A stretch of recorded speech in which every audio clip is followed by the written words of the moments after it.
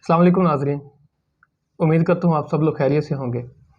आज आपके सामने एक ऐसे टॉपिक के साथ हाज़िर हुआ हूँ जो कि सियासी मंजरनामा, कल्ट पॉलिटिक्स, पॉपुलिज़म और नेशनलिज़म के हिसाब से बहुत ही इम्पोर्टेंस और अहमियत का हामिल है।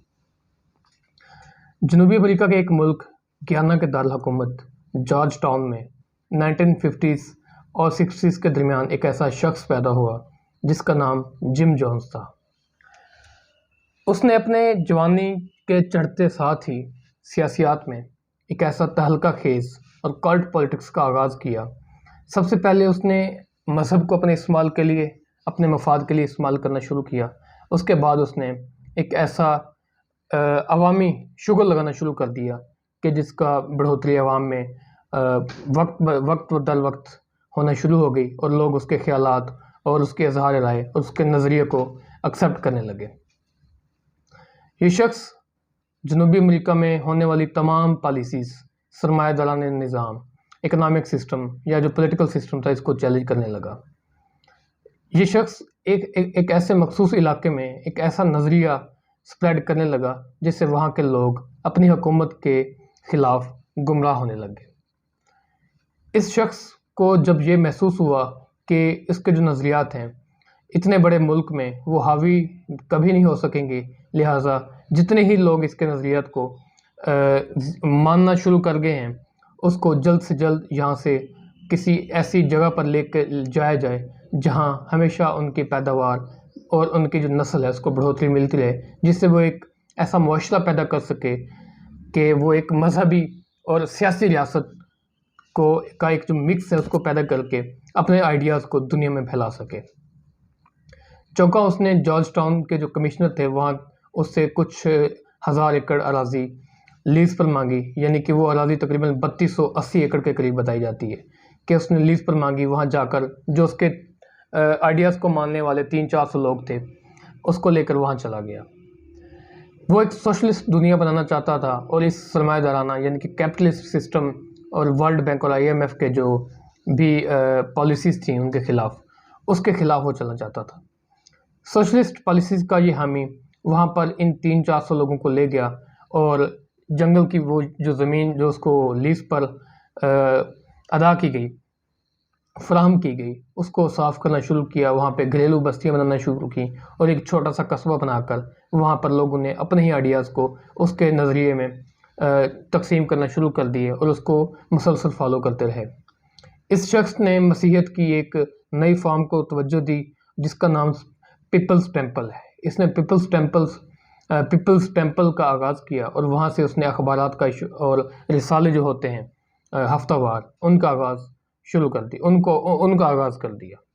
इसके साथ ही वो इस तरह वहाँ की पॉलिसीज़ और वहाँ के लोगों को परछाने लगा कि लोग उससे ज़्यादा से ज़्यादा मुतासर होने लगे। ये आगे सूरत हाल बढ़ती रही और जब सूरत हाल बढ़ने के साथ साथ कुछ अरसा गुजरा तो वहाँ पर कुछ लोग मुनहरफ हो गए और इसके आइडियाज़ को चैलेंज करने लगे। जब ये बातें दूसरे शहर को लोगों को पता चलने लगीं तो उन्होंने हुकूमत को इसके ख़िलाफ़ भड़काना शुरू किया और हुकूमत को इस चीज़ पर इन्फ्लिक्ट किया क्यों ना इसके ख़िलाफ़ एक्शन लिया जाए और ये जो आइडियाज़ हुकूमत के ख़िलाफ़ चला रहा है इस पर एक ऐसा वाज़े और मुकम्मल एक्शन लिया जाए जो कि इसका खात्मा कर सके। सबसे पहले जॉर्ज टाउन की एक सेनेटर वहाँ पर गई और उन्होंने ये हालात देखे। उनके वहाँ पर जाने तक तो कोई भी मुनहरफ शख्स वहाँ पे हाज़िर नहीं हुआ और ना ही उसके आइडियाज़ के ख़िलाफ़ कोई बात कर सका। शायद वो उसके चेलों के डर से कुछ ना बोल सके हों, तो उसको कोई ऐसी भी सूरत हाल वाज़ेह ना हुई। कुछ दिनों बाद उसका फिर वहाँ पे जाना हुआ, जिसके बाद कुछ लोग वहाँ पे मुनहरफ अरकान, जिसे हम आजकल की सियासत से अगर जोड़ लें तो वो सामने आए। वो तकरीबन 14 अरकान थे। उन्होंने उसके आइडियाज़ को, जिम जोन्स के आइडियाज़ को चैलेंज करना शुरू किया और कहा कि हमें ज़बरदस्ती यहाँ पर रखा गया है। और यही आवाज़ जैसा कि दूसरे शहरों में चली कि वहाँ पर ज़बरदस्ती लोगों को रखा गया है, तो इस पर एक एक्शन वाज़े होने लगा। इसके बाद ही जो वहाँ की सेनेटर थी उनने उन लोगों को निकालना चाहा और उनको एक पता दिया कि आप इस एयरपोर्ट पर पहुँचें और वहाँ से आपको किसी दूसरे शहर में मुंतकिल कर दिया जाएगा जहाँ से आपको जिम जोन्स और उनके चेलों से बिल्कुल ही छुटकारा हासिल हो जाएगा। वहाँ पहुँचने पर और मुकर्ररा तारीख़ पर वहाँ पहुँचने पर जब वहाँ से रुखसत होने लगे तो जिम जोन्स के हामियों ने वहाँ पे हमला कर दिया और 14 में से ज़्यादा अरकान 14 से निस्फ जो ज़्यादा अरकान थे वो हलाकत का शिकार हुए। उसमें जो सेनेटर थी वो भी हलाक हो गई। उसके बाद जो कुछ बाकी लोग बचे थे उन्होंने कुछ झाड़ियों में छुपकर अपनी जान बचाई। जब ये वाक़या जिम जोन्स को पता चला कि कुछ लोग वाकई मर गए हैं, हालांकि वो उनको डराने की निस्बत से वहाँ पर उस पर हमला किया था, तो उन्होंने अपने नज़रियात जो थे वो लोगों तक मुंतकिल किए और कहा कि चूँकि हुकूमत तो हमें मार ही देगी, इससे पहले कि हम खुदकुशी करके मर जाएं। नाज़रीन, इसके साथ ही मैं आपको बताता चलूँ कि 9/11 2001 से पहले पहले इस तरह की जो इज्तिमाई अमवात हैं वो कहीं पर भी नहीं देखी गई। ये बात बहुत ही हैरानकुन होगी आपके लिए कि एक ही वक्त में, एक ही लम्हे में और एक ही दिन में 900 से ज़ायद अफराद को मौत के घाट उतार दिया गया। वापस चलते हैं अपनी स्टोरी की तरफ।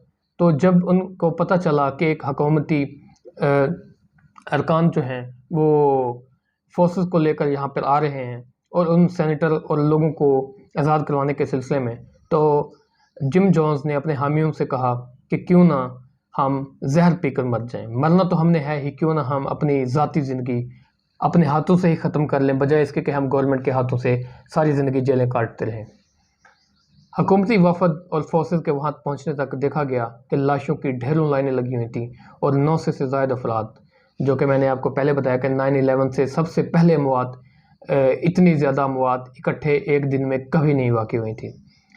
उन लोगों को जब वहाँ से उठाया गया तो देखा गया कि जिम जोन्स ने अपनी कन पट्टी पर फायर किया हुआ था, यानी कि खुदकुशी की हुई थी।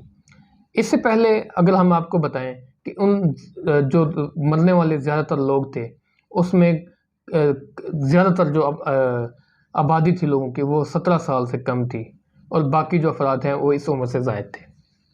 तो जब वहाँ पर उनकी लाशें उठाई गई तो उसके बाद उसको जिम जोन्स की भी लाश उठाई गई, तो ये एक मुआशरा जो कल्ट पॉलिटिक्स को सपोर्ट कर रहा था अपने इख्तिताम को पहुंचा। नाजरीन, अंग्रेज़ी ज़ुबान में एक लफ्ज़ जो मैंने आपको बार बार यूज़ किया इस एपिसोड में, कल्ट, उसका मतलब ये है कि अगर एक ऐसा फ़िरका या मसलक जो एक ही शख्स के इर्द गिर्द घूमता हो। जिम जोन्स की तरह के अफराद हमारे मुआशरे में बेशतर तौर पर पाए जाते हैं और उनके अज़ाइम cult politics, cult religion, cult populism, cult nationalism के तहत ही चलाए जाते हैं। अगर आप आजकल की पाकिस्तान की सियासत को देखें तो ऐसी सूरत हाल आपको वाज़े तौर पर पाकिस्तान की सियासत में देखने को मिलेगी। एक शख्स ये कहता फिर रहा है कि पूरी दुनिया गद्दार है, पूरा पाकिस्तान गद्दार है, इसकी फोर्सेस गद्दार हैं, सारे ही सारे मीर जाफ़र और मीर सादिक हैं, अगर सिराजुद्दौला है तो वो खुद है। दूसरी तरफ अगर हम उनकी जो अपोजिशन है उनको देखते हैं तो उनके मुताबिक ये शख्स पाकिस्तान में एक अनारकी की सिचुएशन पैदा करने के लिए आया था और उसने अपना काम तमाम करके अपना रास्ता बनाया और आवाम को पानी में डुबोकर चलता बना।